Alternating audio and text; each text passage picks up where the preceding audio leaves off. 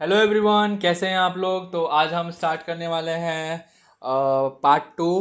किसका? Union territory का। मतलब कल हम लोगों ने ये इंडिया एंड बांग्लादेश डिस्प्यूट्स को सॉल्व किया था, वो पढ़ लिए थे कि वो क्या है, क्या क्या हुआ था। नेहरू एग्रीमेंट से लेके 1974 का जो एग्रीमेंट था, फिर 2011 का प्रोटोकॉल, फिर 100th कॉन्स्टिट्यूशनल अमेंडमेंट 2015, फिर आर्टिकल 1 2 3 4 ये सब पढ़ा था। तो एक बार मैं आपको रिवाइज करा दे रहा हूँ कि आर्टिकल 1 जो है वो नेम के बारे में बात करता है कि इंडिया का नेम क्या होगा, इंडिया यूनियन होगा कि फेडरेशन होगा, इस चीज़ के बारे में बात करता है। और इंडिया का टेरिटरी कौन सा है, इस चीज़ के बारे में बात करता है। टेरिटरी कौन सा है, इस चीज़ के बारे में। आर्टिकल 2 में बोलता है कि आप फॉरेन स्टेट को एक्वायर कर सकते हैं।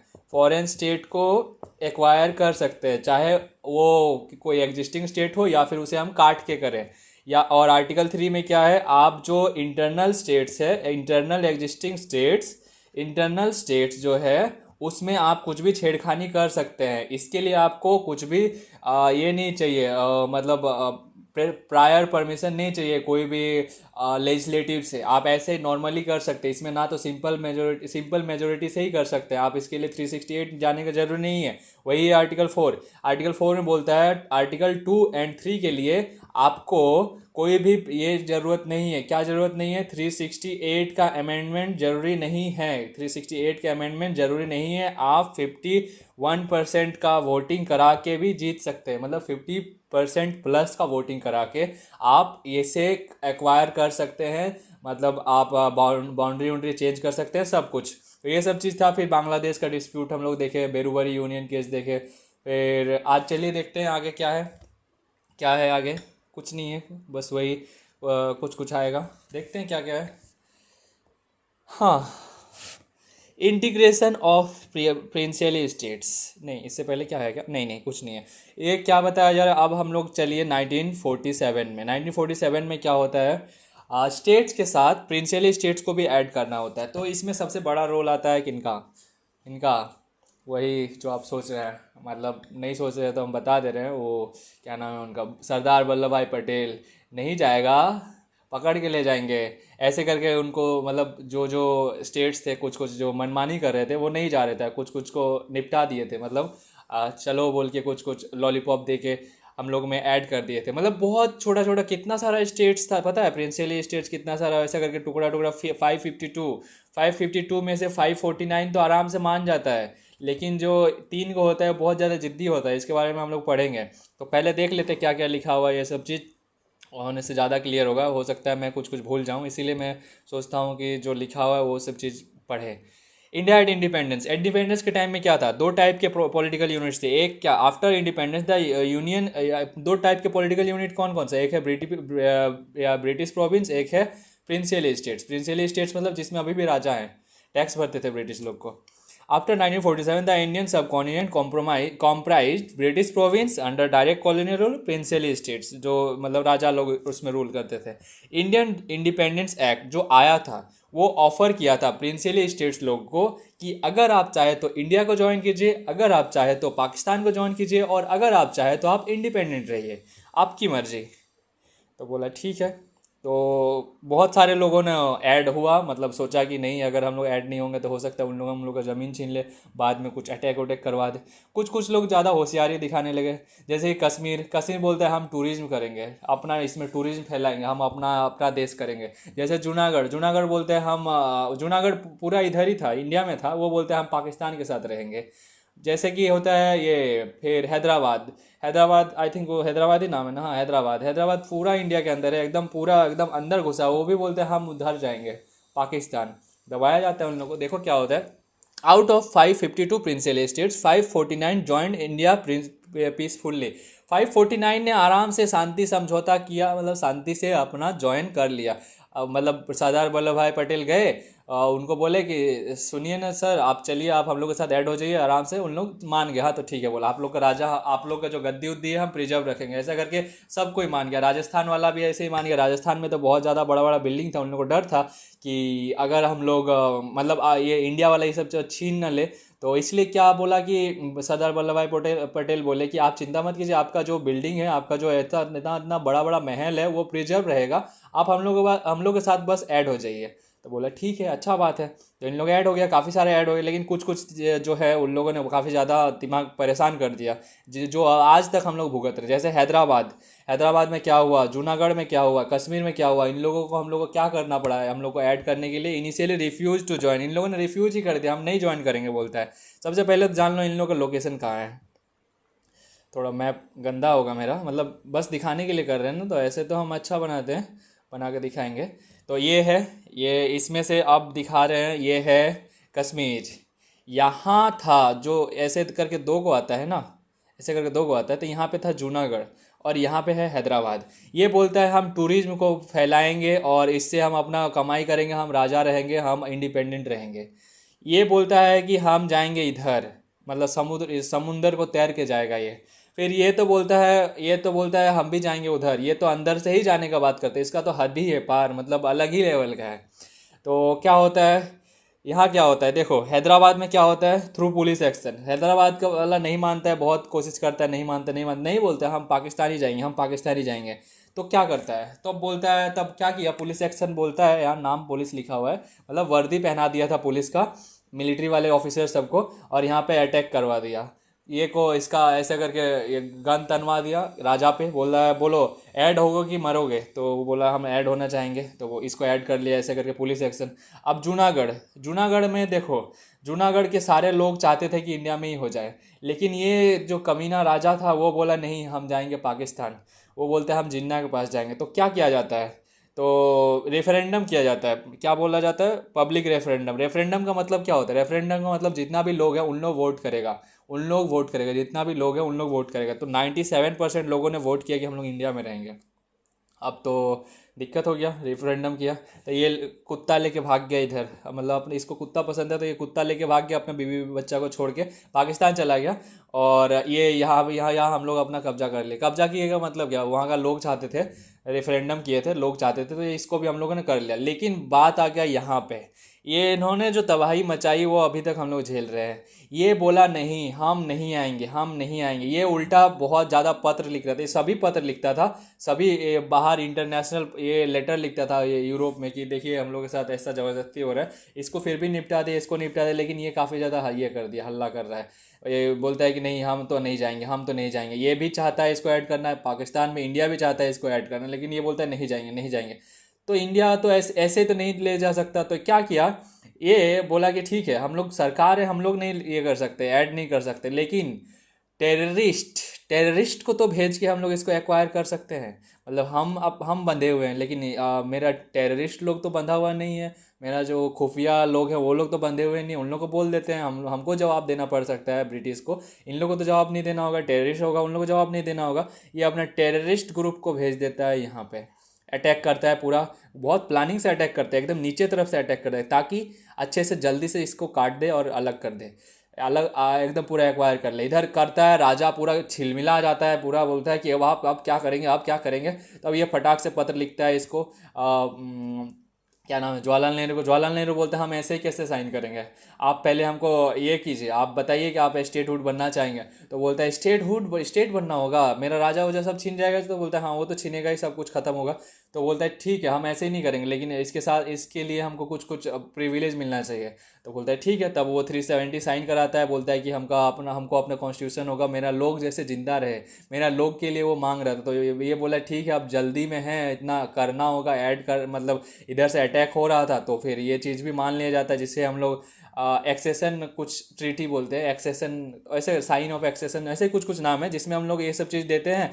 और फिर हम लोग इधर से ब्रिगेडियर उस्मानी, हम लोग का अच्छा सैनिक था, उसको भेजते हैं, उसको अकेले को नहीं भेजते हैं, पूरा जाता है, मिलिट्री जाता है। फिर इधर अब तो बहुत ज़्यादा अंदर घुस चुका था ना, तो फिर जितना हो सके हम लोग उसको रोकते हैं, और फिर हम लोग चाहते हैं कि इसको पूरा लेना फिर, लेकिन वही नेहरू जी बोलते हैं कि हम लोग तो शांति का प्रतीक हैं, ऐसे हम लोग नहीं ये कर सकते। तो क्या किया जाए बोलता है, तो हम लोग यूएन से बात करेंगे, यूएन से। यूएन उस टाइम पे बहुत बड़ा ग्रुप था, इन लोगों को लगा यूएन हम लोग का हेल्प करेगा। अरे बाबा, अमेरिका पाकिस्तान यूएन का दोस्त था, मतलब पाकिस्तान, मतलब यूएन ग्रुप जो है वो बेसिकली यूएसए का ही सबसे बड़ा मतलब इन्फ्लुएंशियल है उसी का। तो और पाकिस्तान अमेरिका का ये था, दोस्त था।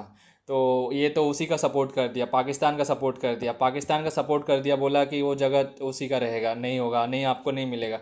तो फिर और अब तो ये बात यूएन पे पहुंच गया, अब ये बोल दिया आपको नहीं मिलेगा, अब तो हम लोग चाह के भी नहीं छीन सकते। जो मिलिट्री के बेसिस पे हम लोग छीन सकते थे वो भी अब नहीं छीन सकते। तो ये हम लोग का काफ़ी ज़्यादा गलती हो गया यहाँ पे। खैर जो अभी भी हम लोग झेल रहे हैं, लेकिन अब हो तो हो गया थ्रू इंस्ट्रूमेंट ऑफ एक्सेशन, ये था ये उस टाइम का ट्रीटी, इंस्ट्रूमेंट ऑफ एक्सेशन। इसमें 375 बना दिया था, 375, जिसमें कुछ कुछ कॉन्स्टिट्यूशन मतलब उन लोगों को कॉन्स्टिट्यूशन बनाने का पावर दिया। उन लोग का लोग वहाँ के जो लड़कियाँ हैं उन लोग को वहाँ पे मतलब वहाँ पे कोई शादी नहीं कर सकता, वहाँ पे कोई ज़मीन नहीं ले सकता, ऐसा करके काफ़ी सारे रूल्स बना दिए गए थे। तो ये सब चीज़ था, इसे 2019 में हटाया जाता है, आगे देखेंगे हम लोग। हाँ ठीक है, आगे देखते हैं। तो four fold classification of Indian states, अब तो सब जो जितना था सबको लगभग एक्वायर कर लिए। तो अब बहुत ज़्यादा गिज गिज गिज हो रहा था, तो इसीलिए हम लोगों ने कैसे बांट दिया, part A, part B, part C, part D, ऐसे करके बांट दिया। पार्ट ए में बोला जो ब्रिटिश प्रोविंस होगा वो रहेगा, पार्ट बी में बोला जो प्रिंसिली स्टेट होगा वो रहेगा, पार्ट सी में बोला जो कमिश्नर प्रोविंस, कमिश्नर प्रोविंस का मतलब जिसको ब्रिटिश लोग, जिसको हम लोग डायरेक्ट कंट्रोल करेंगे, ब्रिटिश लोग नहीं, इंडिया वाले लोग डायरेक्ट कंट्रोल करेंगे। जैसे कि ये अभी के टाइम में जो यूनियन टेरिटरी होता है डायरेक्ट कंट्रोल होता है वो वैसा। और डी में रहेगा बाहर में जो है, बाहर में कौन था, अंडमान निकोबार आइलैंड, ये सब चीज़ ये रहेगा। तो ऐसा करके बांट दिया। ये कब बांटा, 1950 में बांटा था। हाँ फिर बाद में बहुत ज़्यादा ये होता है, झगड़ा होने लगता है कि लिंग्विस्टिक स्टेट चाहिए, लिंग्विस्टिक स्टेट चाहिए। इसके बाद देखते हैं क्या होता है। तो ये तो मैंने बता दिया, part A, part B, part C. तो 1950 में क्या हुआ, types of states and union territory. 1950 the Indian states classified states territory into 4 category, part A 9 former, part B, part C and some principal states, part D एक territory Andaman Nicobar island. तो अभी कितना part हो गया था, 29 स्टेट्स एंड यूनियन टेरिटरीज। बाद में ये टोटल कंबाइन करके इतना हो रहा है। तो एग्जांपल दिया है पार्ट ए में कौन कौन सा है, जैसे देखो आसाम, बिहार, ये सब क्या ब्रिटिश प्रोविंस था, मध्य प्रदेश, उड़ीसा, याद रखने की कोई ज़रूरत नहीं है, ये सब हट चुका है ये सब चीज़। पार्ट बी स्टेट्स में कुछ कुछ था, हैदराबाद, जम्मू कश्मीर, प्रिंसिपली स्टेट था, पेप्सू, राजस्थान, ये सब चीज़ था। पार्ट सी में था कमिश्नर प्रोविंस, अजमेर, भोपाल, बिलासपुर, कूर्ग, ये सब चीज़ था। पार्ट डी में था अंडमान एंड निकोबार आइलैंड्स। तो ये इवोल्यूशन कैसे हुआ, स्टेट्स एंड टेरिटरी कैसे बन गया, ए बी सी डी में बांटा हुआ था। तो अब ये स्टेट्स और यूनियन टेरिटरी में हम लोग कब बांटे इसको बांटे 1956 में, जब स्टेट रीऑर्गेनाइजेशन एक्ट आया, 7th अमेंडमेंट किए तब आया। देखते हैं क्या है। From Dhar commission to the state reorganisation act, ये धार कमीशन क्या है, चलिए देखते हैं। Post integration reality, after integrating the principal states, Indian territorial structure was seen as a टेम कहाँ गया, टेम्पोरेरी सेटअप। तो बोल रहा है कि जो 1950 में हम लोग किए वो एक टेम्पोरेरी सेटअप था, हम लोग को पता था कि हम लोग को बाद में चेंज करना हुआ, उसमें बस बांट दिए थे कि principal states, British states, commissioner states, ऐसा करके। There emerge strong regional demands specially from south India to reorganise states और लिंग्विस्टिक लाइंस। तो उन दो साउथ इंडिया से बहुत ज़्यादा आवाज़ उठने लगा, बहुत ज़्यादा प्रोटेस्ट होने लगा, वहाँ के लोग बहुत ज़्यादा प्रोटेस्ट कर रहे थे कि नहीं आप ये क्या करके रखें, आप हम लोग को अलग कीजिए, आप हम लोग का अलग स्टेट बनाइए, जो हम लोग तमिल बोलते हैं हम लोग को अलग स्टेट बनाइए, हम लोग को तेलुगु आदमी से अलग बना दीजिए, बनाइए आप बनाइए। मद्रास जो था, मद्रास को बोलता है कि आप इसको काट के अलग अलग कीजिए, एक बना दीजिए तेलुगु, एक बना दीजिए तमिल, ऐसा करके बहुत ज़्यादा बात उठता है, बहुत बात उठता है, बहुत बहुत। तो फिर नहीं मानता है इंडिया वाला सोचता है अगर लिंग्विस्टिक स्टेट पे बांट देंगे तो फिर लिंग्विस्टिक स्टेट पे बांट देंगे तो क्या होगा। अभी का सिचुएशन देख लो ना, अभी के सिचुएशन में मतलब कौन सा सिचुएशन, जुलाई 2025 का बात कर रहे हैं। अभी का सिचुएशन देख लो कि कैसा न्यूज़ में आ रहा है, कहीं महाराष्ट्र में मराठी बोलो तो कन्नड़ में केरल में कन्नड़ बोलो, ऐसा करके बात आता है। और कहाँ हरियाणा में पंजाबी बोलो, ये सब चीज़ से बचने के लिए ये सब चीज़ इन लोग लिंग्विस्टिक स्टेट नहीं बना रहा था, इन लोगों को पता है ये सब चीज़ होने वाला था, जो आज अभी हम लोग देख रहे हैं। बहुत कोशिश किया था इन लोग की लिंग्विस्टिक स्टेट ना हो, लेकिन नहीं माना, उन लोग बोला नहीं हमको चाहिए चाहिए चाहिए चाहिए। तो इसीलिए क्या किया गया, अब कमीशन बनाता है, एस के धार कमीशन बनाया। जब इन लोगों ने लिंग्विस्टिक स्टेट के लिए प्रोटेस्ट करना जारी रखा, मतलब प्रोटेस्ट कर ही रहा था, तो इसीलिए बनाया गया एक एस के धार कमीशन। देखो 1948 में बन गया है, मतलब इन लोग मतलब जैसे ये हुआ ना आज़ाद हुआ, वैसे इन लोग का डिमांड हो गया कि हम लोग को लिंग्विस्टिक स्टेट दो, मद्रास और इन लोग का अलग अलग करो, क्योंकि हम लोग का कल्चर भी डिफरेंट है, भाषा भी डिफरेंट है, सब कुछ डिफरेंट है। तो एस के धार कमीशन आया। एस के धार कौन है, एक सुप्रीम कोर्ट के जज थे। तो इन 1949 1948 जून में the government of India appointed the linguistic province commission, एक लिंग्विस्टिक प्रोविंस कमीशन बनाया इसने, headed by S K Dhar, to evaluate linguistic reorganisation was feasible. तो ये इवेलुएट करने के लिए एस के धार को बोला कि आप जाके देखिए ना कि जो इन लोग जो डिमांड कर रहा है क्या वो सही है, क्या वो फिजिबल है, मतलब अच्छा है, पॉजिटिव है, वो उसका आउटकम सही रहेगा। The commission submitted its report in December 1948, वो दिसंबर 1948 में अपना रिपोर्ट दिया।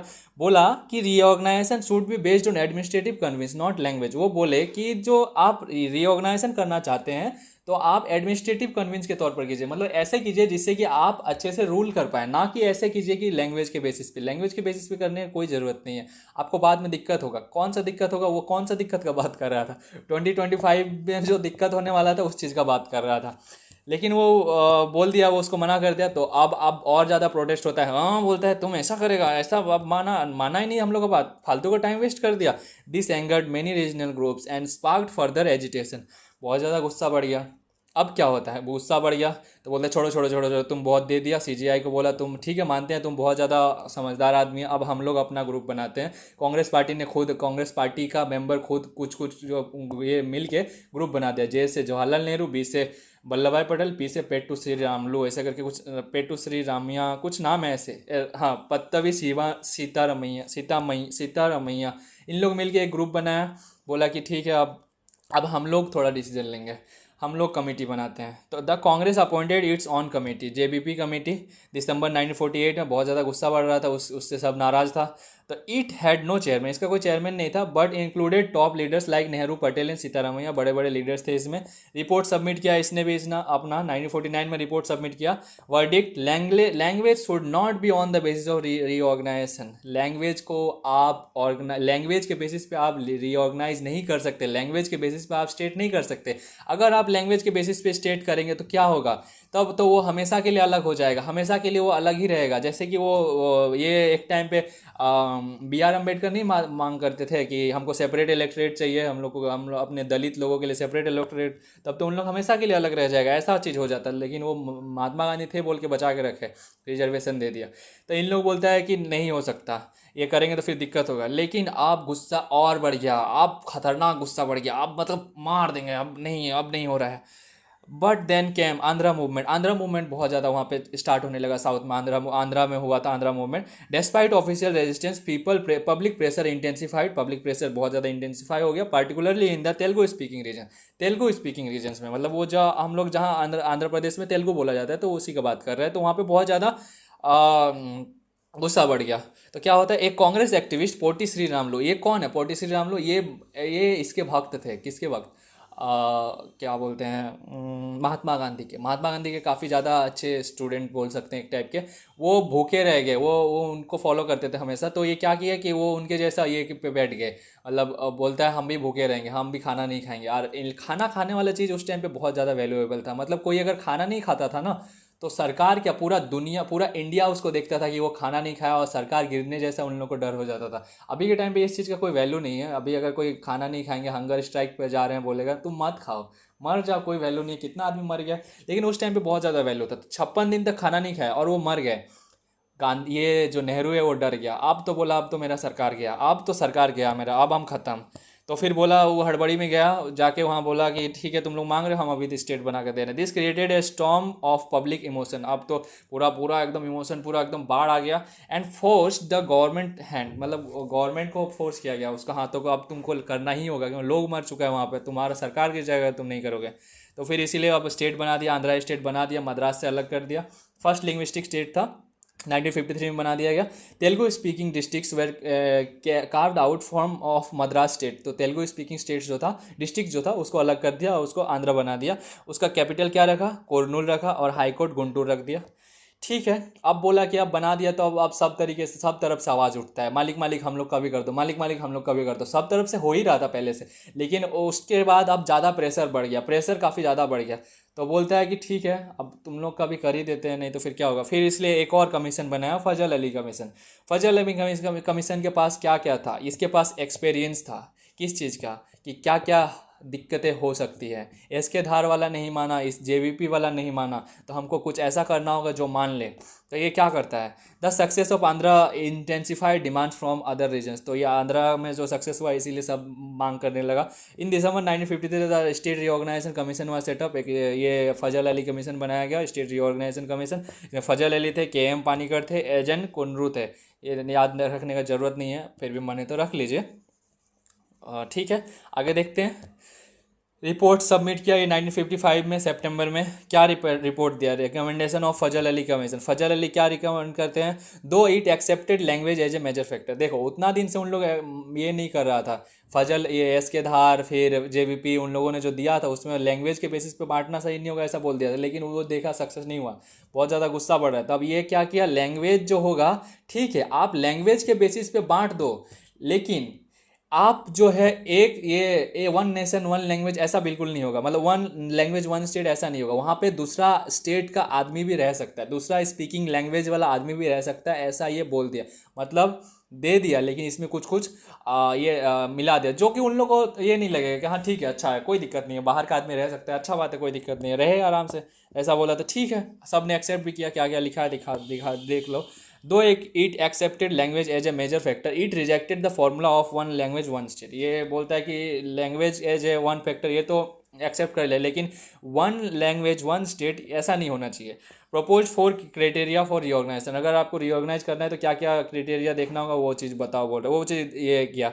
तो बोला strengthening national unity and security. पहले तो बोल रहा है कि आप अपना नेशनल यूनिटी को बनाए रखो, कभी भी अलग नहीं होना चाहिए। देखो ये इन लोग बहुत दिमाग वाले आदमी थे, इन लोग देखो लैंग्वेज के बेसिस पे स्टेट करें लेकिन फिर भी नेशनल यूनिटी और सिक्योरिटी की बात कर रहे हैं। Ensuring linguistic and cultural homogeneity, यही चीज़ है, वो लैंग्वेज को मान लिया कि लैंग्वेज और कल्चर के हिसाब से आप स्टेट को बांट सकते हो।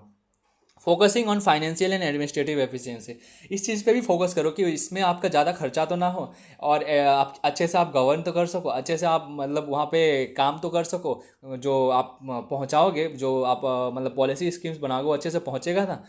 Promoting development and welfare of the people, और इस ऐसा आप मतलब ऑर्गेनाइज करो ताकि मतलब आप उन लोगों को डेवलप भी करा सको। ऐसा नहीं कि आप ऐसा जगह कर ऐसा ऐसा बांट दिया कि किसी का एकदम बहुत लंबा खींच दिया, ऐसा नहीं होना चाहिए। आप ऐसे काम करो कि जिससे आप उन लोग को मतलब अच्छे से डेवलपमेंट भी दे सको। स्कूल्स हॉस्पिटल्स बनाए तो कम से कम एक अच्छा खासा एरिया मतलब अच्छा खासा एरिया तक वो पहुंच पाए। ठीक है, तो suggested abolishing the confusing part A B C D, और ये भी कहा गया जो ए बी सी डी वाला जो पार्ट था फालतू वाला, ये सब को हटाओ और क्या करो, स्टेट्स बना दो, 16 स्टेट्स बना दो, 3 यूनियन टेरेटरी बना दो, ऐसा करके नाम भी दिया था, ऐसा करके बना दो बोला। तो अब कमीशन कमीशन तो हो गया, अपना रिपोर्ट दे दिया। अब क्या होता है, स्टेट रिऑर्गेनाइजेशन एक्ट पास होता है। एक्ट के अकॉर्डिंग क्या बोला जाता है, एक्ट में वही सब बात होता है, एक्ट पास हुआ उसमें वो क्या क्या जो कमीशन है उसका बात को लाया जाता है। तो ऐसे ही तो नहीं कर सकते, देखो अब इसके लिए आप कॉन्स्टिट्यूशनल अमेंडमेंट चाहिए। कॉन्स्टिट्यूशनल अमेंडमेंट क्यों चाहिए, आप तो बोले हैं कि आर्टिकल 3 के अकॉर्डिंग आप किसी का भी ऑर्गेनाइज कर सकते हैं, रीऑर्गेनाइज कर सकते हैं, बाउंड्री चेंज कर सकते हैं, तो कॉन्स्टिट्यूशनल अमेंडमेंट क्यों चाहिए, तो सिंपल मेजोरिटी से कर सकते हैं। अरे भाई उसमें एक को का बात किया गया था, इसमें गिज गिज गिज गिज हो रहा है, लिंग्विस्टिक बेसिस पे बांटा जाएगा, बहुत सारा हो रहा है। हालांकि ये आप लोग को शायद दिमाग में ना आया हो, ये मेरे दिमाग में आया था, इसीलिए मैंने बता दिया कि ये कॉन्स्टिट्यूशनल अमेंडमेंट करने का क्या ज़रूरत है। तो फिर मैंने पूछा तो फिर मुझे पता चला कि ये बहुत सारा चीज़ हो रहा था एक साथ, part A B C D वो भी हट गया था, part A B C D जो था वो भी हट रहा था, तो इसीलिए कॉन्स्टिट्यूशनल अमेंडमेंट का ज़रूरत पड़ा। ठीक है, तो ये बोला कि implemented most of Fazal Ali commission recommendation effective from 1 November 1956। तो इसमें आउटकम्स क्या क्या था, part A and part B को क्या कर दिया, अब बोल दिया पार्ट ए और पार्ट बी, मतलब ब्रिटिश प्रोविंस और जो ब्रिटिश प्रोविंस और प्रिंसिपल स्टेट्स, उसको अब स्टेट्स बोलेंगे। Part C states either merged with neighbour और become union territory. Part C जो कमिश्नर प्रोविंस था उसे या तो यूनियन टेरिटरी बना दिया या फिर कोई स्टेट के साथ जोड़ दिया गया, उसके बगल वाले स्टेट के साथ उसको जोड़ दिया गया। तो क्या कितना स्टेट बना, 14 states and 6 union territories were carved. तो 14 स्टेट्स बने एंड 6 यूनियन टेरिटरीज बना। ये कितना बोला था, 16 स्टेट्स एंड 3 यूनियन टेरिटरीज, लेकिन ये कितना बना, 14 स्टेट्स एंड 6 यूनियन टेरिटरीज। कोई दिक्कत नहीं है, आराम से, कोई दिक्कत नहीं है, लिंग्विस्टिक बेसिस पे तो बन गया ना। New states union territory and renaming after 1956। अब जो जो नया नया स्टेट्स है वो क्या कब बना, कैसे बना, वो सब चीज़ चलिए देखते हैं। रीनेमिंग भी क्या हुआ, नाम चेंज हुआ, जैसे कि यूनाइटेड प्रोविंस को उत्तर प्रदेश बनाए, उत्तरांचल को उत्तराखंड बनाए, ये सब चीज़ भी देख लेते हैं। टाइमलाइन बेसिस पे देखते हैं पॉलिटिकल रीऑर्गेनाइजेशन। महाराष्ट्र देखो, जब ये वाला पार्ट था ना इधर, जब बात चल रहा था कि हमको अलग करो अलग करो अलग करो, तब इधर भी बात चल रहा था। बट यहाँ पे थोड़ा इंटेंसिफाई, यहाँ पे थोड़ा ज़्यादा था, यहाँ पे थोड़ा कम था। लेकिन जब यहाँ पे आदमी मरा ना वो पोटी श्री रामुलु, तो यहाँ पे भी बढ़ गया, यहाँ पे भी बोलते नहीं अब हम लोग को भी करो। ये किसका बात कर रहे हैं हम? ये गुजरात और बॉम्बे का बात करें। अब मत ये बोलिए कि आप तो मैप थोड़ा गलत बना रहे भाई, समझो ना तुम कम से कम। गुजरात और ये बॉम्बे था, गुजरात और बॉम्बे भी चाहता था कि हम लोग को भी अलग करो, लेकिन उस टाइम इन लोगों को करता नहीं है, 1956 में नहीं करता है। क्यों क्यों नहीं किया होगा, ये आपका दिमाग में आना चाहिए क्यों नहीं किया होगा। हालांकि बुक में नहीं दिया है, कोई अगर ज़्यादा ही सोचेगा तब आएगा। तो अरे भाई उस टाइम क्यों नहीं किया, क्योंकि वो देखो, गुजरात और जो बॉम्बे है वो काफ़ी ज़्यादा भी रिवेन्यू वाला, रिवेन्यू सोर्स वाला स्टेट था, उससे काफ़ी ज़्यादा रिवेन्यू आता था। तो अगर उन लोगों को अलग अलग स्टेट बना देंगे तो आना जाना में थोड़ा सा दिक्कत हो जाएगा, बोलता है गवर्नमेंट भी चेंज हो जाएगा, डिस्प्यूट हो सकता है। तो इसीलिए बोलता है नहीं इसको सेम ही रहने दो, अच्छा खासा रेवेन्यू आता है। लेकिन लोग थोड़े मानेंगे। तो इसीलिए 3 साल बाद मतलब बहुत ज़्यादा गिज गिज गिज गिज किया, गिज गिज गिज गिज किया।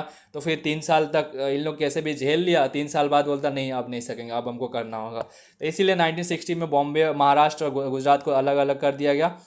The bilingual Bombay Bombay state was divided on linguistic lines, linguistic lines पे गुजराती और बॉम्बे मराठी ऐसे करके बना दिया। मराठी स्पीकिंग के लिए महाराष्ट्र, गुजराती स्पीकिंग के लिए गुजरात बना दिया, और गुजरात का कैपिटल बना दिया अहमदाबाद।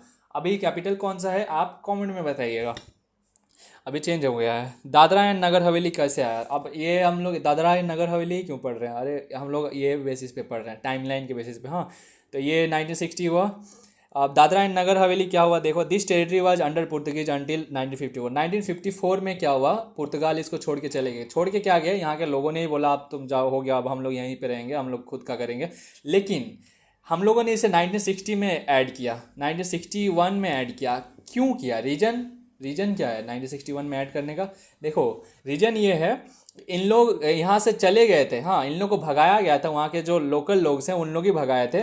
बट उन लोग मतलब बट पुर्तगाल जो यूरोप में है, उन लोग का संसद में अभी भी उन लोग बोलते थे कि ये हमारा ही है। या फिर आप ऐसा सोच सकते हो कि इन लोगों ने अभी तक डिक्लेयर नहीं किया था कि हाँ वो जो हम लोग का इंडिया में जो वो टेरिटरी था उसको हम लोग अब एबॉलिश कर चुके हैं, हटा चुके हैं। इसके बारे में कुछ भी बात नहीं हुआ था। और इंडिया था अच्छा कंट्री, इंडिया अच्छा कंट्री, इंडिया रेपुटेशन बनाए रखना चाहता था, किसी से भी खराब रिश्ता नहीं करना चाहता था। तो क्या किया, ये आप जब जब तक यहाँ पे बात नहीं हुआ तब तक हम लोगों ने ऐसे नॉर्मल ऐसे ही चलाया, ऐसे ही चलाया। मतलब बस ठीक है टेरिटरी है और वहाँ के नॉर्मल लोग वहाँ पे एक्वायर मतलब रूल करते थे, तो ठीक ही था। फिर जब इन लोगों ने इसे बोल दिया फाइनली कि आप ठीक है, आप हम लोग का ये नहीं है, इंडिया रख लो, तो फिर हम लोगों ने इसे कॉन्स्टिट्यूशनल अमेंड करके अपना जो आर्टिकल 1 में इसे ऐड कर दिए, शेड्यूल 1 में लिस्ट में डाल दिए। ठीक है, आगे देखते हैं आगे क्या लिखा हुआ है। लिबरेटेड बाय पीपल, ठीक है, सेल्फ एडमिनिस्ट्रेटेड टिल 1961। फिर यूनियन टेरिटरी 1961 अमेंडमेंट एक्ट में बनाया। फिर 2020 में हम लोगों ने इसे दमन एंड दीव के साथ ऐड कर दिया, दादर एंड नगर हवेली को दमन एंड दीव के साथ ऐड कर दिया। अब ये दिमाग में आना चाहिए क्यों ऐड किया है। देखो, रीजन कुछ नहीं है, छोटा छोटा जगह था बहुत ज़्यादा, और सेंटर से कंट्रोल होता था दोनों, तो खर्चा काफ़ी ज़्यादा आता था। इसका भी, इसके लिए भी अलग रूल, इसके लिए भी अलग रूल, जबकि कल्चर भी लगभग लगभग सेम था, कुछ भी अलग नहीं था। यहाँ दोनों में पुर्तगाली था, सब कुछ सेम था। तो इसलिए सोचा गया कि देखो अब फालतू इतना एक्स्ट्रा एक्स्ट्रा खर्चा हो रहा है, इसका ये कर देते हैं, मर्ज कर देते हैं। मतलब इन लोग का दोनों का कंट्रोल, मतलब दोनों सेम रहेगा, मतलब जो कानून यहाँ लगेगा वो कानून यहाँ लगेगा। अब कानून लगने का मतलब पॉलिसीज, पॉलिसीज का बात कर रहे हैं हम। हाँ, ठीक है, 2020 में इसे ऐड कर दिया, मतलब दोनों को मर्ज कर दिया ताकि रूल अच्छे से कर पाए, खर्चा हो रहा था। तो under the merger act of 2019, ये बहुत ज़्यादा मिलेगा, ये मर्जर एक्ट, रीऑर्गेनाइजेशन एक्ट, आप टेंशन मत लीजिएगा इस सब चीज़ का। मतलब आएगा जहाँ वो चीज़ होगा, मतलब जहाँ भी मर्ज होगा या ऐड होगा वहाँ पे ऐसा चीज़ आपको देखने को मिलेगा। अब गोवा, दमन एंड दीव को देखते हैं। ये तो कब हुआ, 1961 में हुआ ना, यूनियन टेरिटरी बना दिया गया। ठीक है, गोवा, दमन एंड दीव क्या है, लिबरेटेड विया मिलिट्री एक्शन इन 1961, इसे मिलिट्री एक्शंस के द्वारा इसे हटाया गया। कुछ कुछ देखो, दमन ये वाला जो पार्ट था, कौन सा part, Dadra and Nagar Haveli, Dadra and Nagar हवेली में तो लोगों ने ही उन लोगों को भगाया था, वहाँ के लोगों ने। लेकिन ये गोवा, दमन एंड दीव को हटा, गोवा, दमन, दीव से उन लोग नहीं हटे थे, पुर्तगाल वाले थे ही। तो यहाँ पे क्या किया गया, मिलिट्री एक्शन से इन लोग को हटाया गया, हम लोग को मिलिट्री वहाँ भेज दिया गया और वहाँ से हटाया गया, मिलिट्री एक्शन से हटाया गया। और फिर जब हटाया गया तो फिर ये जो दमन एंड दीव तो अमेंडमेंट करके डाल दिया, फिर इसको भी अमेंड कर देते हैं 1962 में, यूनियन टेरिटरी बना देते हैं 12 कॉन्स्टिट्यूशनल अमेंडमेंट एक्ट से। फिर गोवा को कुछ सालों बाद 1987 में हम लोगों ने स्टेटहुड का दर्जा दे दिया। अब गोवा को क्यों दिए गए? क्योंकि ये टूरिज्म से काफ़ी अच्छा पैसा रेवेन्यू दे रहा था, अच्छा खासा दे रहा था। तो हम लोगों ने सोचा ये पहले क्यों नहीं दिया था, क्योंकि ये काफ़ी ज़्यादा छोटा था और हम लोग सोचते थे इसको बड़ा, ये इतना छोटा है, इसको हम स्टेट बना के क्या करेंगे, इसलिए हम लोगों ने नहीं दिया था। लेकिन इससे देख रहे रेवेन्यू काफ़ी ज़्यादा आ रहा है। अभी भी आप इसका रेवेन्यू देखेंगे ना, आपका हालत ख़राब हो जाएगा, इतना ज़्यादा रेवेन्यू आता है। आई थिंक सबसे ज़्यादा इसी का आता है, आई थिंक मतलब परसेंटेज वाइज। ऐसे तो अगर आप पॉपुलेशन को भी इंक्लूड करेंगे तब तो महाराष्ट्र का होगा, लेकिन जितना पॉपुलेशन है उस हिसाब से अच्छा खासा रेवेन्यू आता है। पर कैपिटा इनकम काफ़ी ज़्यादा अच्छा है इसका। आई थिंक 3 लाख या फिर 4 लाख है, जैसा नॉर्मल होता है नहीं। बिहार का 32,000 है, सोच लीजिए। Daman and Diu remained as separate union territory. Daman and Diu का अभी भी यूनियन टेरिटरी ही रखा, मतलब वो बहुत छोटा था तो इसीलिए उसको वैल्यू नहीं दिया। Later merge with Dadra and Nagar Haveli. Dadra and Nagar हवेली के साथ बाद में मर्ज कर दिया गया, पैसा ज़्यादा लग रहा था, खर्चा हो रहा था। पुडुचेरी, पुडुचेरी फ्रेंच का था, वो सब पुर्तगाल का पढ़ रहे थे। अब ये पुडुचेरी, पुडुचेरी फ्रेंच का था। फ्रेंच वाला क्या होता है? कंसिस्टेड है पुडुचेरी, कैराकाल, माहे या नाम फॉर्मर फ्रेंच। देखो ये जो हम लोग का ये है ब्रिटिश इंडिया का पेनिनसुला, पुडुचेरी यहाँ भी था, यहाँ भी था, यहाँ भी था, यहाँ भी था, ऐसे करके कुछ कुछ जगह था, मेरा मिस्टेक हो सकता है हाँ। तो ऐसे कुछ कुछ जगह था, सबका नाम पुडुचेरी था। तो ब्रैकेट में कैराकाल लिखा रहता है, माहे लिखा रहता है, या नाम लिखा रहता है। ये फ्रेंच कॉलोनीज था। मतलब फ्रेंच कॉलोनीज का मतलब क्या? फ्रेंच के कुछ कुछ लोग यहाँ यहाँ यहाँ यहाँ रहते थे, फ्रेंच के कॉलोनीज थे। Transfer to India in 1954, India को ट्रांसफर कर दिया गया 1954 में। Governed as acquired territory, transfer तो कर दिया लेकिन इन लोगों ने भी सेम वैसे ही किया पुर्तगाल जैसा। इन लोगों ने अपने वहाँ पे बताया ही नहीं इस चीज़ के बारे में कि हम लोग मतलब अब हम लोग के अंडर ये नहीं है, तो हम लोगों ने भी कुछ नहीं किया, हम लोगों ने भी इसे एक्वायर्ड टेरिटरी के जैसा काम किया। एक्वायर है हम लोग का, एक्वायर किए हैं इसको हम लोग, इसीलिए हम लोगों ने टेरिटरी नहीं बनाया अभी तक, एक्वायर किए हैं। बिकेम ए यूनियन टेरिटरी विया 42nd कॉन्स्टिट्यूशनल अमेंडमेंट 1962 में। जब इसे उन लोगों ने डिक्लेयर कर दिया कि अब हम लोग का ये पार्ट नहीं है, तब हम लोगों ने भी इसे पार्ट, हम लोग का ये पार्ट है ऐसा हम लोगों ने डिक्लेयर कर दिया। अब देखते हैं नागालैंड। नागालैंड में क्या होता है? देखो जैसे 1947 ख़त्म होता है ना, मतलब इंडिपेंडेंस मिलता है, वैसे इन लोग के यहाँ पे मतलब ये नॉर्थ ईस्ट में बहुत सारा इंसर्जेंसी होता है। इंसर्जेंसी, इंसर्जेंसी का मतलब क्या? इंसर्जेंसी का मतलब कुछ कुछ ऐसे ग्रुप्स बन जाते हैं, आर्म्ड ग्रुप्स, कुछ कुछ ऐसे ग्रुप्स बन जाते हैं। उन लोग क्या करते हैं? उन लोग गवर्नमेंट के अगेंस्ट हो जाते हैं। गवर्नमेंट के अगेंस्ट क्यों हो जाते हैं? गवर्नमेंट के अगेंस्ट इसलिए हो जाते हैं, बोलते हैं कि हम लोग का तुम राइट्स को अच्छे से देखभाल नहीं कर रहे हो, हम लोग के साथ बहुत ज़्यादा दिक्कतें हो रही है, तो हम लोग को अलग देश चाहिए, तुम यहाँ से हटो। गवर्नमेंट के अगेंस्ट, गवर्नमेंट को हटाओ, बोलते हैं हम लोग तुम्हारे अंडर नहीं रहेंगे, हम लोग अलग देश बनेंगे, ऐसा हो जाता है। नागालैंड इसका सबसे पहले ग्रुप बनता है। तो नागालैंड को इसीलिए आई थिंक 1949 में यहाँ पे एक इंसर्जेंट ग्रुप स्टार्ट हो चुका था, मतलब इंसर्जेंसी स्टार्ट हो चुका था। यहाँ के लोग मतलब क्या करते थे, मिलिट्री वाले जो इंडियन मिलिट्री के फोर्सेस के जो मेंबर होते थे, मतलब जो सेना होते थे, उन लोग को मार देते थे। तो क्या होता है इसमें, नागालैंड को सबसे पहले नागालैंड बनाया जाता है कि हम उन लोग चाहता था कि हमको अलग देश चाहिए, अलग देश ही चाहिए मांग रहा था, तो इन लोग को फिर स्टेट बना देता है।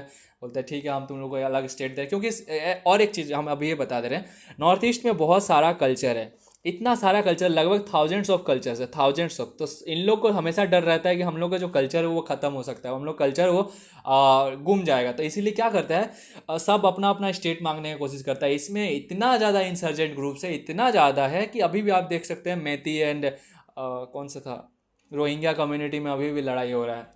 तो हम लोगों ने नागालैंड में सबसे पहले इंसर्जेंट ग्रुप स्टार्ट हुआ, तो गवर्नमेंट से बहुत ज़्यादा मांग कर रहा था कि हमको नया अपना स्टेट बना दो, स्टेट बना दो, स्टेट बना दो। तो इसीलिए हम लोगों ने क्या किया, और इससे पहले क्या था वो भी देख ले रहे हैं। जो पहले ब्रिटिश टाइम था ना, ब्रिटिश टाइम पे ऐसे मान लो कि ये है नॉर्थ ईस्ट वाला इलाका, नॉर्थ ईस्ट वाला इलाका को ब्रिटिश लोग, उन लोग कुछ ध्यान ही नहीं देते थे, ये पूरा को आसाम बोलता था, Assam, this whole is Assam only, ऐसा करके देखते थे। जबकि यहाँ पे हजारों कल्चर है, तो ऐसा उन लोग ध्यान नहीं देते थे, लेकिन हम लोग को ध्यान देना पड़ा, इन लोग बहुत ज़्यादा प्रेशर दे रहा था। इसलिए हम लोगों ने क्या किया, नागा हिल्स, जो नागालैंड का कुछ कुछ हिल्स है, नागा हिल्स नाम है उसका, नागा हिल्स और ट्यूसांग फ्रॉम आसाम, आसाम का कुछ पार्ट लेके हम लोगों ने नागालैंड बना दिया। क्यों कर रहे हैं? क्योंकि उन लोग को करवाया जा रहा है ज़बरदस्ती। उन लोगों ने क्या किया, बहुत ज़्यादा वहाँ पे ये कर रहे थे, मारपीट कर रहे थे, ठीक है, मारपीट कर रहे थे। Recognise officially as the 16 state under state of Nagaland act, ये नागालैंड एक्ट के तहत ये बनाया गया। ऐसा आपको काफ़ी ज़्यादा देखने को मिलेगा। तो 16 स्टेट बनाया गया, लेकिन ऐसे हम लोगों ने ज़्यादा इस पे भरोसा नहीं किया कि डायरेक्ट दे दें, तो इसीलिए हम लोगों ने अब इसे गवर्नर ऑफ आसाम के द्वारा ही हम लोग इसे कंट्रोल करवाते थे। आसाम के गवर्नर ही इसे कंट्रोल करते थे, ऐसा करके था, मतलब स्टेट बना दिए थे, बट हम लोग इन लोगों को सब कुछ पावर नहीं दे रहे हैं। बहुत बहुत सारा कोर्ट्स, फिर लेजिस्लेचर, वो सब चीज़ नहीं देते हैं, मतलब बस बोल देते हैं कि तुम लोग अलग स्टेट हो, लेकिन ऐसा देते नहीं है। ठीक है, अब देखते हैं 1963 हो गया, आप एक नागालैंड बन गया। पंजाब रिओर्गनाइजेशन, टाइमलाइन वाइज देख रहे हैं ना, तो टाइम के हिसाब से देखना होगा, नहीं तो हम डायरेक्ट अब नॉर्थ ईस्ट का पूरा ख़त्म कर सकते थे। लेकिन ठीक है, अब 1966 में ये शाह कमीशन वाला बात आएगा। पंजाब रिओर्गनाइजेशन, यहाँ पे जो पेप्सू स्टेट था, पेप्सू पेप्सू जो बनाया गया था, कब बनाया गया था? 1956 में जब पेप्सू बना हुआ था। पेप्सू को क्या किया गया?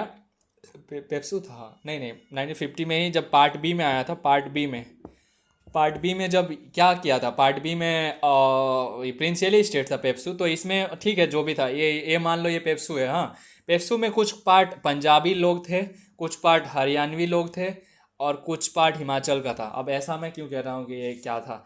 यहाँ के लोग पंजाबी बोलते थे, यहाँ के लोग हिंदी बोलते थे, और यहाँ के लोग हिमाचल नहीं बोलते थे। ये पार्ट था हिमाचल के पहाड़िया, हिमाचल के पहाड़ थे। तो क्या किया गया? तो वो इन लोग बहुत ज़्यादा मांग करता है, एक यहाँ पे दल रहता है, यहाँ पे काफ़ी ज़्यादा बड़ा मूवमेंट होता है, अकाली दल बोल के, आप लोगों ने कभी ना कभी सुना ही होगा। नहीं सुना है तो आज मेरे मुंह से सुन लो। इन लोग, ये बहुत बड़ा मतलब एक टाइप का ये है, ग्रुप है। तो इन लोग क्या करता है कि एक मूवमेंट चलाता है। कौन सा मूवमेंट जो होता है, रुको, आई थिंक होगा यहाँ पे सुबह मूवमेंट, सुबह सब सब सुबह मूवमेंट, या आई थिंक या सभा मूवमेंट, सॉरी अगर मैं गलत स्पेलिंग बोल रहा हूँ। तो इन लोग ये मूवमेंट करता है, जिसको कौन ये करता है, लीड करता है, तारा सिंह लीड करते हैं। तो इसमें इन लोग मांग करता है कि पेप्सू को अलग करो, पेप्सू को भी लिंग्विस्टिक बनाओ। बोलता है जो पंजाब है, जो हरियाणा है, हिंदी वाले लोग हैं, उसको हम लोग के साथ काहे रखो, उसको हटाओ, तुम लोग उसको हटाओ। तो ठीक है बोलते हैं, हटाता है। इसी के कारण हम लोग को ये एक स्टेट रिओर्गनाइजेशन एक्ट बनाना पड़ता है, मतलब एक्ट जिसको बोलते हैं शाह कमीशन। शाह कमीशन बनाए, शाह कमीशन के अकॉर्डिंग हम लोगों ने पंजाब बनाया, पंजाबी स्पीकिंग, और हरियाणा के लिए हिंदी के लिए हरियाणा बनाया। और जो हिमाचल वाला पार्ट था, उसको हम लोगों ने हिमाचल के साथ ऐड कर दिया गया, हिमाचल के साथ ऐड कर दिया। अब इस टाइम पे हिमाचल जो था ना, हिमाचल इस टाइम पे यूनियन टेरिटरी था, यहाँ पे अभी स्टेट बना नहीं है, काफ़ी छोटा था उस टाइम पे, तो इसीलिए इसे बाद में बनाया जाएगा। अब तो इसको कुछ पार्ट मिल गया ना, अब ये बन जाएगा। तो उस टाइम पे नहीं था, अब उस टाइम पे यूनियन टेरिटरी था, अब इसके बाद हिमाचल बन जाएगा। देखते हैं क्या है।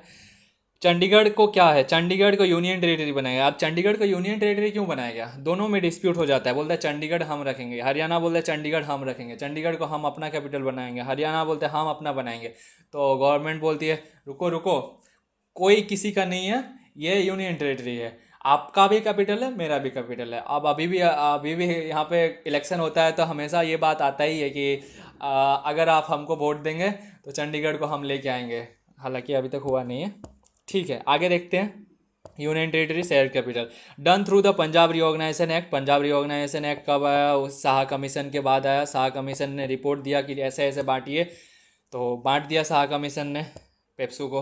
Himachal hills area merged with Himachal Pradesh, Himachal hills area जो था उसको हिमाचल प्रदेश का बना दिया गया। Himachal became a full fledged state 18th in 1971। और हिमाचल को भी ज़्यादा दिन रखा नहीं, जस्ट 5 साल बाद क्या किया गया, एक स्टेट बना दिया, क्योंकि अब उसके पास काफ़ी ज़्यादा जगह था। तो अब बोल रहा है कि अब अच्छा खासा जगह है, पूरा ही बर्फ़ वाला है, अच्छा खासा इसमें टूरिज्म भी हो रहा है, तो क्या ही इसको यूनियन टेरिटरी बना के रखें, अच्छे से कंट्रोल करेगा गवर्नमेंट, मतलब थोड़ा डिसेंट्रलाइज करते हैं। Under the state of Himachal Pradesh act, कुछ ना कुछ एक्ट आता ही ये स्टेट बनता है। तो ठीक है, अब देखते हैं नॉर्थ ईस्ट के बारे में। आप पूरा नॉर्थ ईस्ट के बारे में आते हैं। हाँ, हम लोगों ने खाली नागालैंड पढ़ा था, तो हम लोगों ने क्या बताया था, नागालैंड जो नॉर्थ ईस्ट है, नॉर्थ ईस्ट में क्या क्या रीजन्स के कारण हम लोग स्टेट बनाते हैं। रीजन्स वही है, एक है इंसर्जेंसी। इंसर्जेंसी क्यों हो रहा था? रीजन था इन लोग का डाइवर्स कल्चर था, डाइवर्स नहीं लिखते हैं, डाइवर्स होने से तो ये होगा thousands of culture, thousands of different culture. और इन लोग को था डर, फियर, किस चीज़ का, कि हम लोग का कल्चर ख़त्म हो जाएगा। और क्या था, इन लोग को लगता था हम लोग एलिएनेटेड हैं। एलिएनेटेड का मतलब इन लोग को लगता था हम लोग इंडिया से अलग हैं, हम लोग को इंडिया जैसे ट्रीट नहीं किया जाता, इंडिया के लोग हम लोग को अलग नज़र से देखते हैं, हम लोग एकदम अलग हैं। तो इन लोग क्या, देखो अब क्या क्या क्या क्या रीज़न बोलते हैं, इंसर्जेंसी होने का रीज़न ही था ये सब। इंसर्जेंसी होने का रीज़न था, इन लोग को फियर था, इसीलिए इंसर्जेंसी हो रहा था। तो इसलिए क्या किया गया, इन लोग एक के बाद एक, मतलब क्या होता है, एक के बाद एक क्या उभरता है, एक के बाद एक यहाँ पे इंसर्जेंट ग्रुप उभरने लगता है। इंसर्जेंट ग्रुप्स का मतलब क्या, ऐसे ग्रुप्स जो गवर्नमेंट के अगेंस्ट जाते हैं, गवर्नमेंट के अगेंस्ट बोलता है कि हम नहीं, हम तुम्हारा बात नहीं मानेंगे। उन लोग अपना ये चलाने का कोशिश करता है, मतलब मिलिट्री फोर्स को मारने का कोशिश करता है, ऐसा करके काफ़ी सारे लोगों को मारता भी है। तो ये सब चीज़ था, तो ये करता है। इंसर्जेंट ग्रुप्स काफ़ी ज़्यादा होता है, फिर इन लोग मारता है, काफ़ी ज़्यादा लोग मरते हैं, तो फिर गवर्नमेंट डर जाती है। गवर्नमेंट डर के ठीक है आपका बात माना जाएगा, क्योंकि उन लोग भी तो कोई चोरी वाला काम तो नहीं ना मांग रहा था। उन लोग तो मांग रहा था कि हमको स्टेट चाहिए, जो कि वैलिड टाइप का ही लग रहा है, मतलब ऐसा नहीं है कि कुछ गलत चीज़ मांग रहा है, ऐसा तो नहीं है। तो इसीलिए हम लोग दे देते हैं। Manipur and Tripura UTs granted statehood. Manipur और त्रिपुरा को यूटीज बनाया गया। पहला बात तो इस टाइम बनाया गया 1972 में। 1972 में हुआ था, 1971 में बांग्लादेश को बनाया गया था, जो ईस्ट पाकिस्तान था। अब वो बांग्लादेश एक अलग स्टेट, अलग कंट्री बन चुका था। तो अब ये जब बन चुका था, यहाँ से रिफ्यूजी लोग बहुत बाहर आ रहे थे, मतलब ऐसे करके आ रहा था, मतलब निकल रहा था और हम लोग का इंडिया में घुस रहा था। और क्या हो रहा था इससे, हम लोग कंट्रोल कहाँ से होता था, उस टाइम पे यूनियन टेरिटरी था ना ये सब। तो क्या होता था, कंट्रोल होता था ये सेंटर से, और कुछ कुछ तो स्टेट से होता था, लेकिन उस जगह से कुछ कुछ जगह अभी भी यूनियन टेरिटरी था। तो इन लोग हम लोग को सेंटर में दिल्ली में रह के क्या पता चलेगा कि कौन सा रिफ्यूजी इंडिया में घुस रहा है, नहीं पता चलेगा, कभी पता नहीं चलेगा। तो क्या किया जाए, तो डिसेंट्रलाइज किया जाए, गवर्नमेंट बनाया जाए। प्लस इसके साथ साथ और क्या हो रहा था, इंसर्जेंट ग्रुप्स आ रहे थे, बहुत ज़्यादा इंसर्जेंट ग्रुप्स आ रहे थे, मतलब मूवमेंट चल रहा था कि नहीं हमको अलग करो, अलग करो, अलग करो। तो फिर हम लोग को करना पड़ रहा था। तो इसीलिए मणिपुर और त्रिपुरा को पहले अलग किया गया, स्टेटहुड का दर्जा दिया। Meghalaya upgraded from a sub state within a Assam to full state. Meghalaya जो पहले सब स्टेट जैसा काम कर रहा था, मेघालय को सब स्टेट बना के रखे, तो उन लोग में भी एक इंसर्जेंट ग्रुप था। आप जब इंटरनल सिक्योरिटी पढ़ेंगे ना, तब आपको पता चलेगा कितना सारा इंसर्जेंट ग्रुप था, मेघालय में भी था। तो वो हम लोगों ने फिर भी उसे पूरा कंट्रोल नहीं दिया था, हम लोग उसे आसाम के अंडर ही काम करवाते थे, मतलब आसाम का लेजिस्लेटिव असेंबली में ही सब कुछ इसका डिसीजन होता था, और हाई कोर्ट भी वही था। बस इन मतलब एक टाइप से सब स्टेट, स्टेट का दर्जा दिए हैं, लेकिन वो सब स्टेट था। लेकिन अब वो फुल स्टेट बना दिए, बहुत ज़्यादा वहाँ पे ये झगड़ा हो रहा था।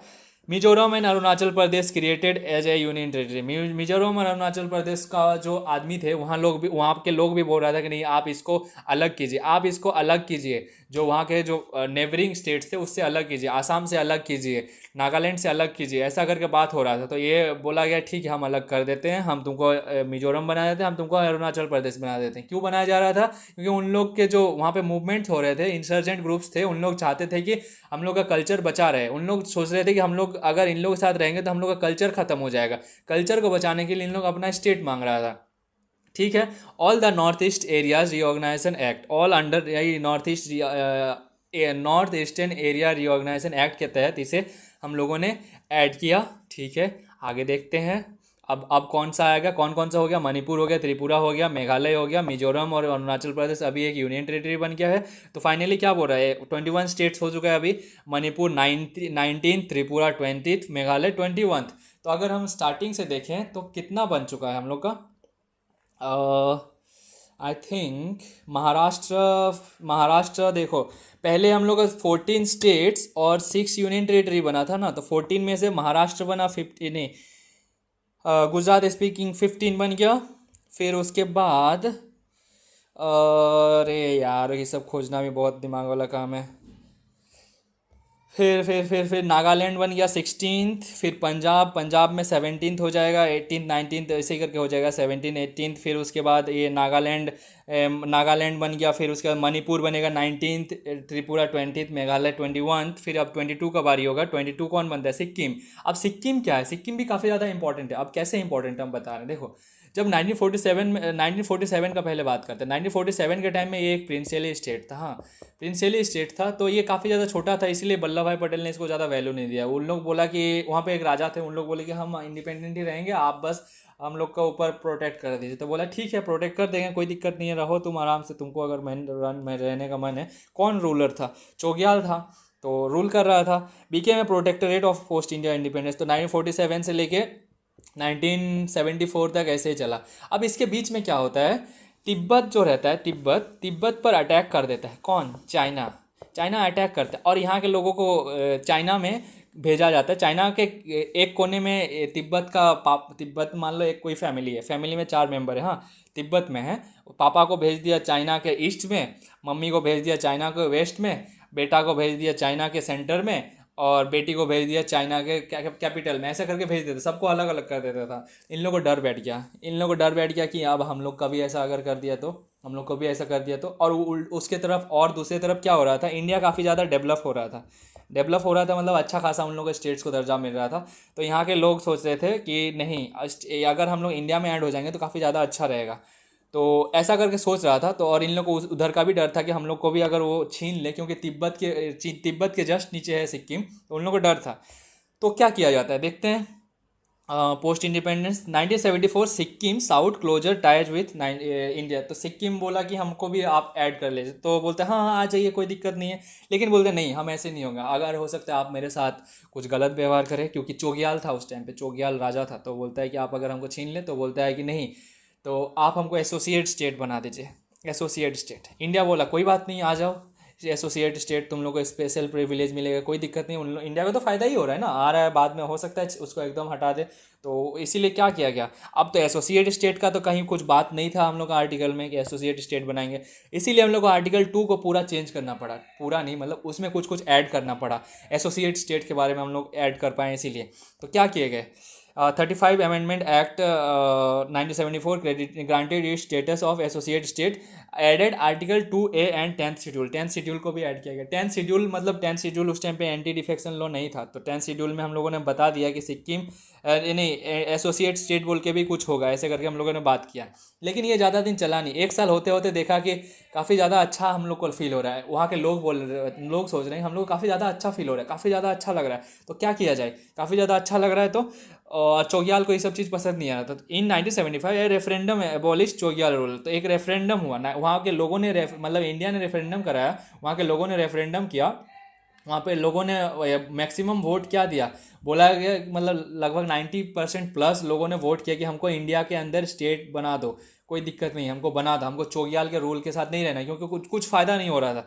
तो उसको चोग्याल रूल को ख़त्म कर दो बोल रहा था, और हमको स्टेट बना दो, तो बना देता है। 36 अमेंडमेंट एक्ट लाता है। अब ये अमेंडमेंट एक्ट क्यों ला रहा है, हम लोग तो ऑटोमेटिक किसी को ऐड कर सकते हैं, हाँ ऐड कर सकते हैं। ये सब आपको सोचना पड़ेगा कि जो ये अमेंडमेंट एक्ट क्यों लाया जा रहा है, जबकि आर्टिकल 2 में लिखा हुआ है कि हम फॉरेन स्टेट को ऐड कर सकते हैं। तो अब अमेंडमेंट एक्ट क्यों आ रहा है, अमेंडमेंट क्यों किया जा रहा है, कॉन्स्टिट्यूशनल अमेंडमेंट करने का तो जरूरत नहीं, लेकिन क्यों किया जा रहा है, किया जा रहा है। रीजन इसका ये है, जो हम लोगों ने 34 अमेंडमेंट किया था एसोसिएट स्टेट वाला, उसको हटाने के लिए, ये जो था इसको एबॉलिश करो, इसके लिए हम लोगों ने 35th कॉन्स्टिट्यूशनल अमेंडमेंट किया कि ये ख़त्म, 10th शेड्यूल भी ख़त्म, ये ख़त्म। बस इस चीज़ के लिए हम लोगों ने ऐड नहीं किया था कि उसको स्टेट बना रहे हैं तो ऐड कर रहे हैं। आपको दिमाग में ये सब चीज़ आना चाहिए। Article 2A and 10th schedule was repeal. Article 2A को ख़त्म कर दिया गया, 10th शेड्यूल को ख़त्म कर दिया गया। Article 371F added for a special provision. एक 371F ऐड कर दिया गया, जिसमें इसको कुछ कुछ स्पेशल प्रोविजन मिलेगा, वो सब लिख दिया। ठीक है, अब देखते हैं मिजोरम, अरुणाचल प्रदेश, गोवा 1987 में पहुंच गए। 1987 ये 22 स्टेट्स में पहुंच चुके हैं हम लोग, हाँ 22 हो चुका है सिक्किम, अब 23 होगा। मिजोरम, मिजोरम पहले जो यूनियन टेरिटरी था, granted statehood after peace accord. यहाँ पे भी बहुत ज़्यादा इंसर्जेंसी था। जहाँ नॉर्थ ईस्ट का बात आया, आप सीधा समझ लीजिएगा वहाँ पे इंसर्जेंसी हो रहा है। वहाँ पे कुछ ऐसे आर्म्ड फोर्स वाले ग्रुप्स गवर्नमेंट के अगेंस्ट जा रहे हैं, लोगों को मार रहे हैं, ऐसा कुछ कुछ हो जा रहा है।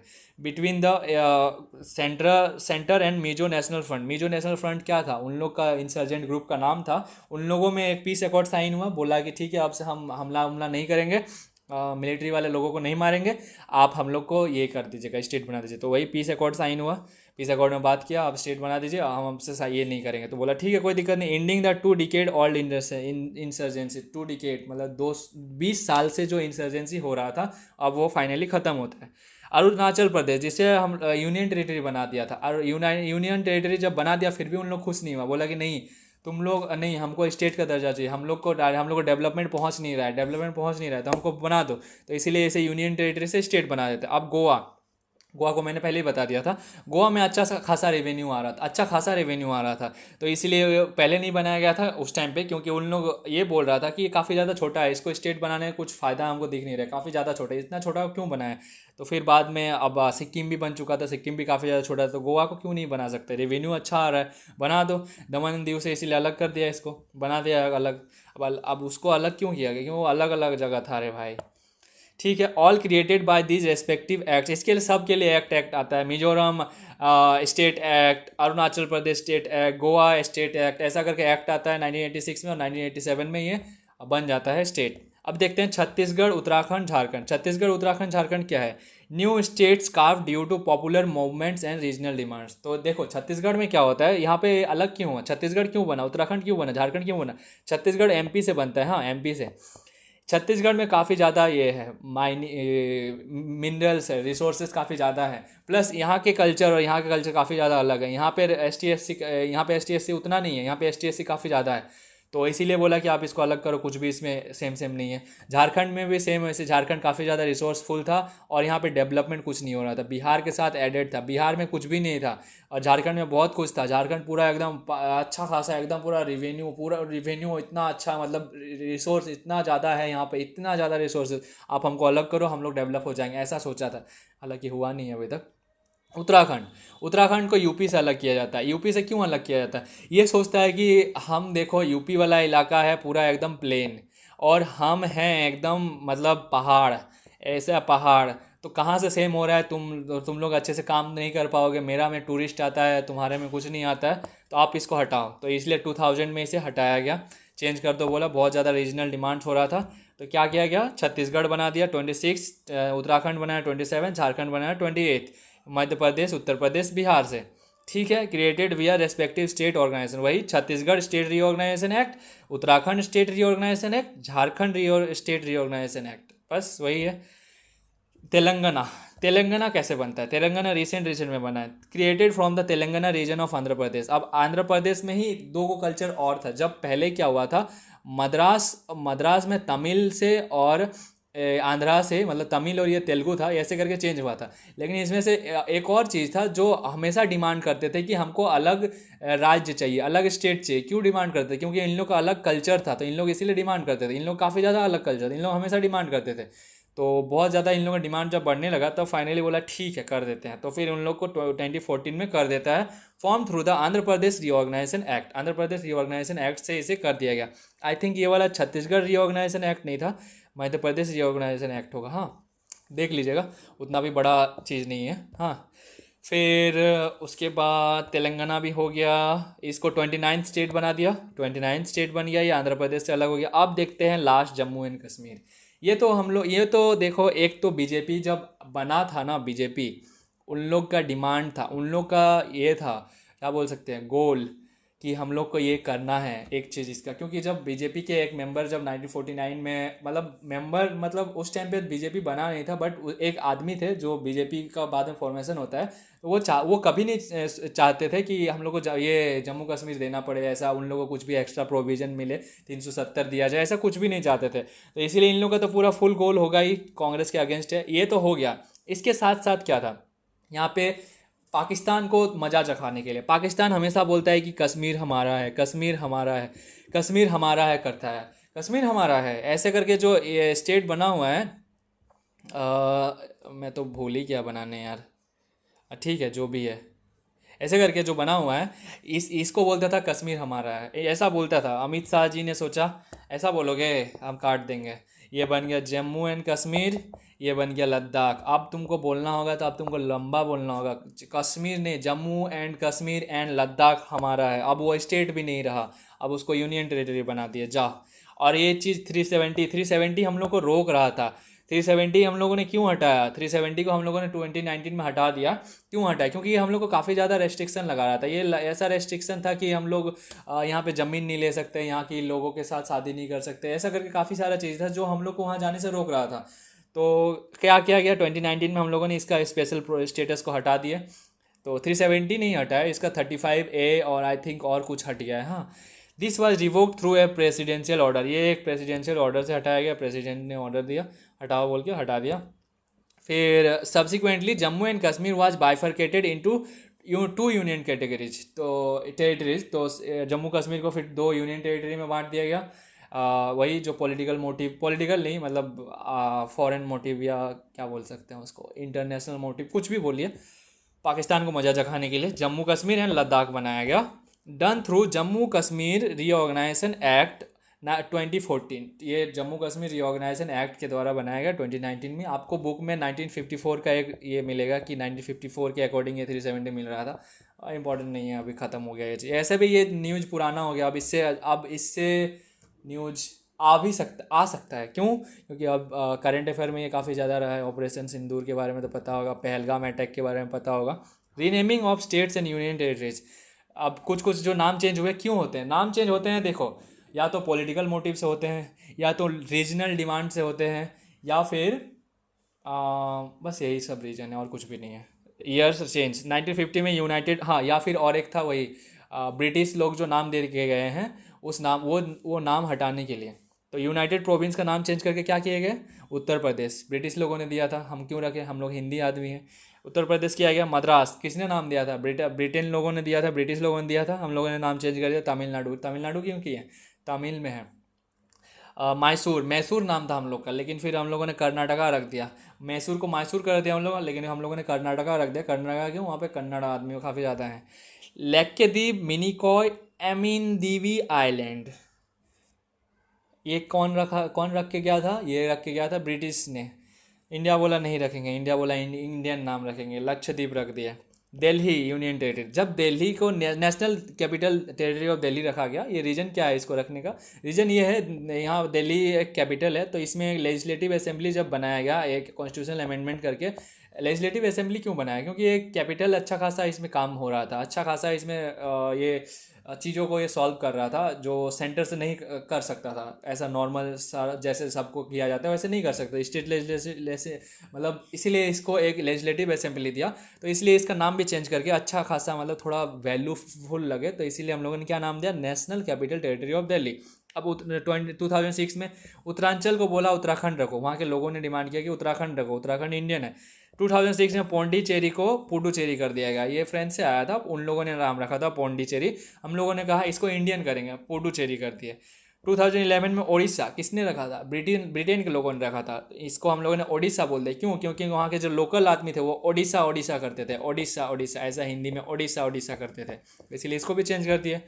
ठीक है, ख़त्म। कैसा लगा आप मुझे ज़रूर बताइएगा।